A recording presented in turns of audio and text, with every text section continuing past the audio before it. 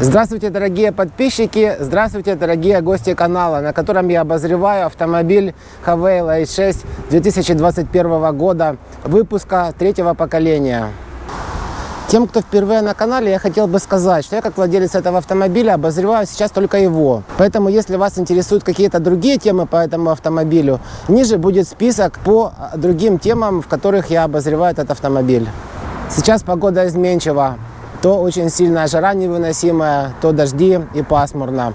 Но стабильно высоким остается настроение по поводу владения этим автомобилем. Хотелось бы, чтобы побыстрее те ребята, которые заказали автомобили в то же время со мной, хотелось бы, чтобы они скорее получили. И все, кто ждет этот автомобиль, скорее бы, скажем так, его получили и уже приступили к обкатке его и получали максимальное удовольствие. Сейчас уже лето.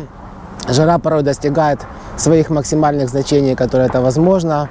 И, наверное, многих будет интересовать вопрос, как же справляется система охлаждения, скажем так, как справляется климат-контроль, насколько он хорош, как им можно управлять, какие там, может быть, есть особенности. Вот об этом будет сегодня. I ran up a check, I might do it again. Enemies close, had me thinking they're friends. 10 toes down, I'll be free until the end. Crib outside the city, I don't feel safe in my hands. Took so many years, I'm just waiting for the wins. I'm in debt to no one but the one who took my sins. I do it for real, there's no reason to pretend. If I do it once, I do it again. Add it up, bankroll, euro, peso, add it up. I'm just doing me, everything is on me. Oh, you matter what? Add it up, bankroll, euro, peso, add it up. I'm just doing me, everything is on me. Oh, you matter what? Add it up. Told her if it's all me, everything is on me. Gon' back it up. Matter what? Told ya I'ma do me. Why you hating on me? It's not adding up. I do roll like a Mack truck. Country heart, I might cop a farm and go act up. Lot of scars, I was cold-hearted, now I'm backed up. Keep it real, I do this once a month, I don't rap much. I just take the money and go stack up. Only buying car to get tatted up. All that other bull, it don't matter much. You only climb me, I put the ladders up. No fault, I done doubled up on the workload. I think I fell in love with the bankroll. Pray up, get money, then we lay low. Add it up, bankroll, euro, peso, add it up. I'm just doing me, everything is on me. Oh, you matter what? Add it up, bankroll, euro, peso, add it up. I'm just doing me, everything is on me. Oh, you matter what? Add it up. Told her if it's all me, everything is on me. Gon' back it up. Matter what? Told ya I'ma do me. Why you? Все управление климат-контролем вынесено на центральный планшет. На главном экране у меня 3 иконки, и одна из них, центральная, чтобы легко было дотягиваться во время движения, это именно иконка управления климат-контролем. Что можно быстро сделать с ней? Какие получить опции? Значит, во-первых, увеличить и уменьшить скорость вентилятора. То есть, нажимая на конкретное значение, вентилятор приобретает эту скорость. Можно сказать, что удобно, особенно во время движения, сильно вас не отвлекает. Можно менять температуру.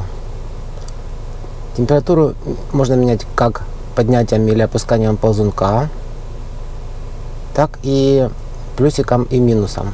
Но дело в том, что деление при одном нажатии составляет 0,5 градусов, и, в общем-то, не так уж удобно переключать. Если вы хотите на 4 или на 5 градусов сдвинуться, то это займет какое-то время. Нажимая на эту иконку, попадаем в центральное окно управления климат-контролем. Включение-выключение вентилятора. Автоматический режим кондиционера. Включение-выключение самого кондиционера. Кнопка включения двузонного климат-контроля. Иконка с буквой А подразумевает автоматический обдув, ионизация воздуха, когда воздух берется из салона, а не из окружающей среды. Было замечено, что когда в жару, например, 36 градусов, берешь воздух не изнутри, а из окружающей среды, с улицы, то это заметно. обогрев лобового стекла, обдув лобового стекла, подогрев заднего стекла, настройки. Легкий, стандартный, сильный. Автоматическое удаление запотевания. Ну, интересно, надо включить. Дальше. Кроме того, что можно нажать на каждую из кнопочек, получив тем самым нужную скорость вентилятора. Скорость вентилятора в этом режиме выбирается еще увеличением или уменьшением таким образом. Но кажется, что в таком случае легче просто выбрать необходимую скорость. По аналогии с главным экраном мы можем здесь изменять ползунками температуру и также плюсом и минусом. Обдув голова ноги, обдув только ноги и обдув ноги лобовое стекло. Но интересное еще решение было обнаружено при нажатии на центральную часть. Эти режимы тоже меняются. Причем просто они меняются по очереди. Неважно, какую часть ты нажмешь, просто ты нажимаешь, и режим меняется по очереди. Я думаю, во время движения это будет удобное использование. Впереди мы имеем 2 воздуховода по центру, 2 по бокам. Один спереди, там где лобовое стекло большой, и 2 маленьких по бокам в районе зеркал. Кроме этого, есть еще 2 воздуховода для пассажиров сзади. Для того, чтобы пассажиры сзади получили свою порцию охлажденного или же зимой подогретого воздуха, это возможно только в 2 режимах. В режиме, когда стоит обдув в голову, и режим, когда стоит обдув голова-ноги. Причем, если режим выбран обдув голову, таким образом идет максимальный поток воздуха. Если выбираете этот, то где-то процентов 60 от этого режима. Итак, воздуховоды выполнены качественно, нет никаких люфтов. Все ползунки двигаются плавно, ожидаемо. Какие у нас есть варианты регулировок? Если сместить максимально в эту сторону, то будет перекрыт поток воздуха. Если сместить сюда, будет открыт. Можно выбрать промежуточное значение, и тогда кажется, что где-то можно им даже немножко управлять, делать чуть меньше, чуть больше. С другой стороны, есть еще управление воздухом вверх и вниз. Все управление вынесено на планшет. С одной стороны, это многих может испугать, а все-таки ручки-крутилки более привычно может показаться и более надежно. Но в то же время дизайнеры решили сделать так. И давайте посмотрим, как мы можем быстро попасть в режим управления кондиционером, климат-контролем. Ну, например, понятно, если экран находится в таком положении, то легко мы либо здесь включаем-выключаем силу обдува, все, что нам надо, температуру, либо простым нажатием попадаем в главный экран климат-контроля, и здесь уже им управляем. Если вы едете и у вас, например, карты, да, вы думаете: ой, как же я смогу быстро попасть в кондиционер? Неужели мне нужно выходить, включать опять главный экран, и только лишь сейчас я смогу попасть? Это, наверное, очень долго, очень неудобно. Есть небольшой лайфхак. Можно из этого положения просто нажатием кнопки сразу попасть в режим управления кондиционером. Поэтому на самом деле все легко и просто. На улице жарко, 32 градуса. Если выйти походить, то через 2 минуты будет уже реально тяжело. Но проведя 4-5 часов в машине, при работающем кондиционере на 50%, даже намека не было на то, чтобы мне где-то стало жарко или я где-то вспотел. Также хорошо справляется обивка сидений. Наверное, за счет того, что кожа все-таки перфорированная.